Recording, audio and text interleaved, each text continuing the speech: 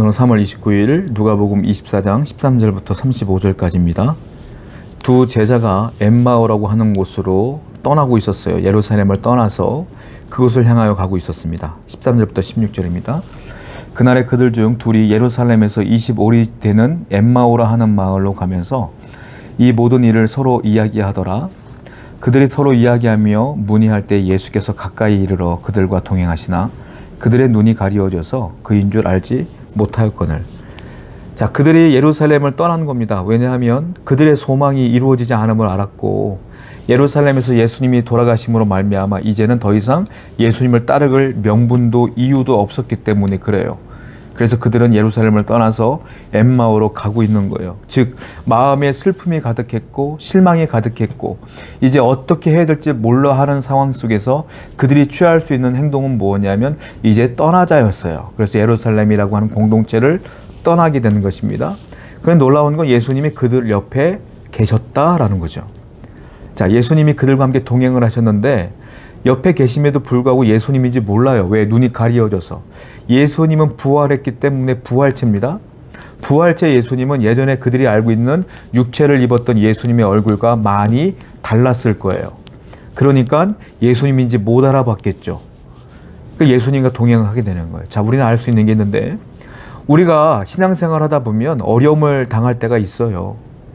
힘든 일들을 만날 때가 있어요. 그때 최악의 선택이 뭔지 아십니까? 신앙 공동체, 교회 공동체를 떠나는 거예요. 그 공동체를 떠나면 괜찮아질 줄 알지만 그건 최악의 선택이에요. 예수님께서 이 두 제자를 다시 예루살렘으로 보내기 위해서 서둘러서 그 공동체를 떠나고 있는 제자들을 만나러 가신 이유가 공동체를 떠나지 말라는 하나님의 뜻이다 이거예요. 여러분들이 교회 공동체 가운데 어려움을 당하면 신앙을 버리고 그 공동체를 떠나는 경우가 있어요. 절대 그래서는 안 된다. 그 공동체 안에 은혜가 있어요. 우리 교회 안에 은혜가 있음을 분명히 기억하여서 언제나 문제가 있을 때마다 어려움이 있을 때마다 이 공동체 안으로 오히려 들어와서 기도함으로 하나님의 은혜를 받는 여러분 되기를 축원드립니다. 17절부터 21절입니다. 예수께서 이르시되 너희가 길 가면서 서로 주고받고 하는 이야기가 무엇이냐 하시니 두 사람이 슬픈 빛을 띠고 머물러 서더라. 그 한 사람이 글로 보아라 하는 제자가 대답하여 이르되 당신이 예루살렘에 체류하면서도 요즘 거기서 된 일을 혼자만 알지 못하느냐. 이르시되 무슨 일이냐. 이르되 나사렛 예수의 이르니 그는 하나님과 모든 백성 앞에서 말과 일에 능하신 선지자이거늘 우리 대제사장들과 관리들이 사형 판결에 넘겨주어 십자가에 못 박았느니라. 우리는 이 사람이 이스라엘을 속량할 자라고 바랐노라. 이뿐 아니라 이 일이 일어난 지가 사흘째요. 사흘 전에 예수님이 십자가에 달려 돌아가신 일들을 설명해요. 예수님이 물어봐요. 모른 척하고 너희들 왜 이렇게 낯빛이 어둡냐. 이 슬픈 일을 모른단 말이야? 당신 도대체 어디 살다 온 사람이야? 라고 말하면서 설명해줘요. 우리의 소망이 있었다는 거예요. 그 소망이 뭐냐면 이 사람, 즉 나사렛 예수가 우리 이스라엘을 속량할 자라고 믿었었다. 그런데 허무하게 돌아가셨어. 대제사장과 서기관들에 의해서. 나는 이 예루살렘에 희망과 소망이 없다고 본다. 이렇게 말하는 거죠. 이 이스라엘의 속량이라는 것은 그들이 바라보는 이스라엘의 속량이라는 것은 로마로부터의 독립을 의미하는 걸 거예요. 그런데 힘없이 돌아가는 모습 때문에 내가 실망하여 공동체를 떠난다. 이렇게 말하는 거겠죠. 여러분, 사람들이 왜 실망하고 왜 낙심하냐면 내 소망과 내 소원이 이루어지지 않아서 그래요. 성도는 내 소원과 내 소망과 내가 원하는 것들을 주님을 통하여 관철시키는 자가 아니라 성도는 내가 소망이 있고 소원이 있어도 하나님의 소원이 다르다면 하나님의 소원에 맞추어 내 소망을 포기하며 그 말씀에 순종하는 자가 성도다라는 거예요.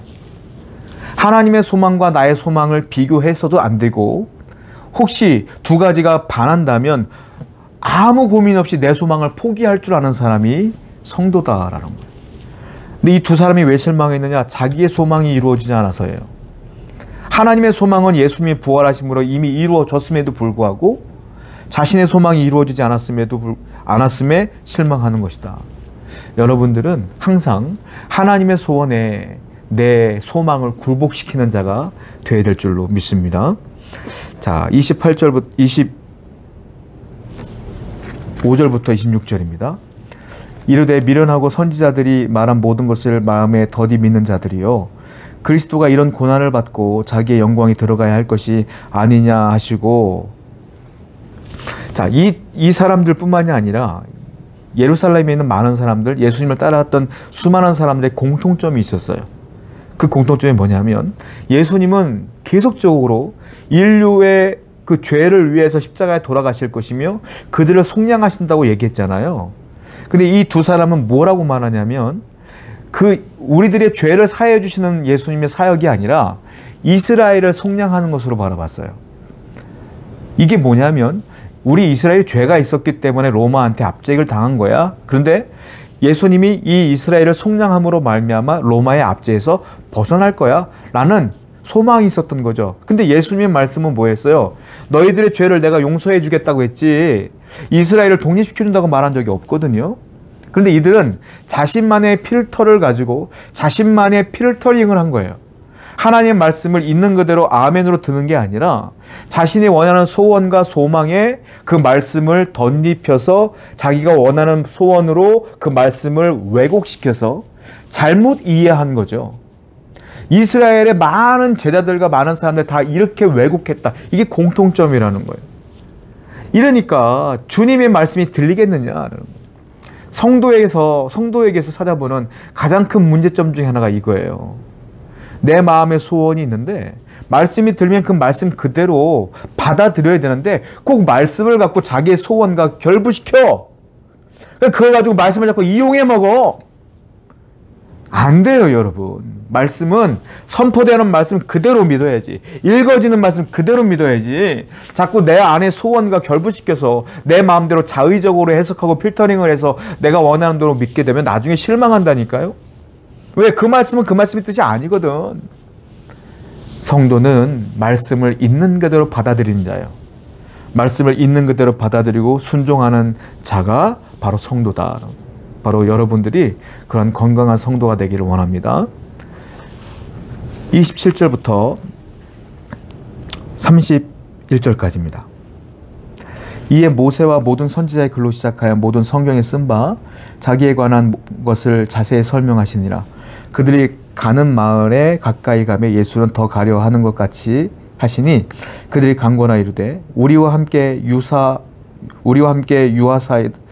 유하사이다. 때가 저물어 가고 날이 이미 기울었나이다 하니 이에 그들과 함께 유하로 들어가시니라. 그들과 함께 음식 잡수실 때 떡을 가지사 축사하시고 떼어 그들에게 주시니 그들의 눈이 밝아져 그인 줄 알아보더니 예수는 그들에게 보이지 아니하시는지라. 자, 예수님께서 그 옆에서 어떤 얘기 했을까요? 아주 대단한 얘기 했을까요?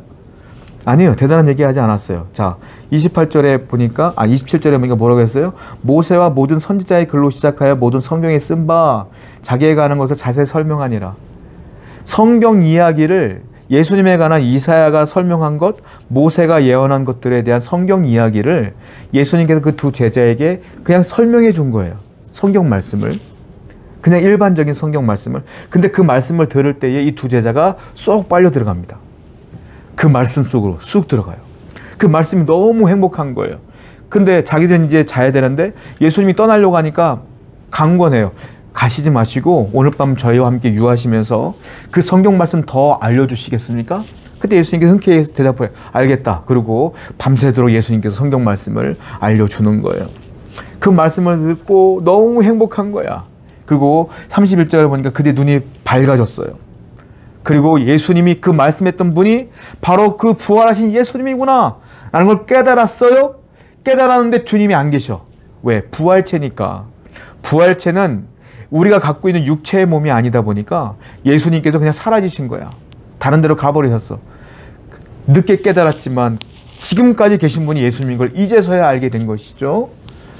자, 중요한 게 있어요. 뭡니까? 이들이 말씀을 못 들었겠습니까? 알았겠죠. 예수님의 수많은 말씀을 들었고 그들은 유대인이었기 때문에 어릴 때부터 성경을 들었고 다 들었겠지만 오늘과 같이 말씀에 쏙 빨려 들어가서 그 진리를 깨닫는 날이 없었어. 왜냐? 예수님이 말씀하셨어요. 왜? 좋은 설교자였기 때문에. 귀한 분이시기 때문에, 하나님의 아들이 직접 당신의 말씀을 선포하시기 때문에 그 말씀이 들리기 시작했고, 그리고 그들 마음 가운데 성령께서 함께 하심으로, 성령이 깨닫게 하심으로 그 말씀이 들려오기 시작하는 거예요. 그 말씀 늘 듣던 말씀인데 오늘 그 말씀은 달라. 그 말씀이 그 인생을 확 바꿔버렸어요. 흠뻑 젖었어요. 그제서야 성경의 맛을 안 거죠. 그제서야 하나님 말씀의 맛을 알았어요. 여러분, 성경의 맛은 성령을 통해 아는 거예요. 좋은 설교자를 통하여 하나님의 성령의 역사를 통해서 그 성경의 맛이 알려지는 거예요. 오늘도 우리 교회 성도님들은 하나님의 성경의 그 말씀의 그 맛이 성령을 통하여 전달되기를 원합니다. 그리고 여러분들이 그 성경에 깊이 흠뻑 빠져서 그 말씀대로 살아가기를 위해 애를 쓰는 여러분 되기를 축원드립니다. 32절부터 말씀 보겠습니다. 그들이 서로 말하되 길에서 우리에게 말씀하시고 우리에게 성경을 풀어주실 때 우리 속에서 마음이 뜨겁지 아니하더냐 하고, 곧 그때로 일어나 예루살렘에 돌아가 보니 11제자 및 그들과 함께한 자들이 모여있어 말하기를 주께서 과연 살아나시고 시몬에게 보이셨다는지라. 두 사람도 길에서 된 일과 예수께서 떡을 떼심으로 자기들에게 알려진 것을 말하더라. 그들이요 가던 길을 멈추고 마음이 뜨거워져서 다시 공동체 안으로 예루살렘으로 뛰어들어갑니다. 그리고 예수의 말씀을 전하기 시작해요. 회복된 거죠. 원위치로 돌이킨 거죠. 말씀이 와닿지 않았을 때는 실망하고 절망했지만 그 말씀이 내 폐부를 쪼개고 내 골수를 쪼개며 내 마음에 확 들어왔을 때 그들이 완전히 변화된 거죠. 사람이 변화되는 건 말씀으로 가능한 거예요. 여러분들이 변화되는 건 하나님 말씀이 들어와야 되는 거예요. 실망이 기쁨으로 바뀌는 건 말씀이 들어가야 되는 거예요. 괴로움과 절망이 바뀌어 기쁨과 감사함으로 바뀌는 건 말씀이 들어가야 되는 거예요. 오늘도 이 말씀이 여러분 가운데 쑥 들어가서 여러분의 인생을 확 바꿔버리는 역사가 나타나기를 원합니다. 기도하겠습니다. 하나님 말씀을 사모하고 그 말씀으로 더불어 우리 인생이 변화될 수 있도록 인도하여 주시옵소서. 예수님의 이름으로 기도드렸습니다. 아멘.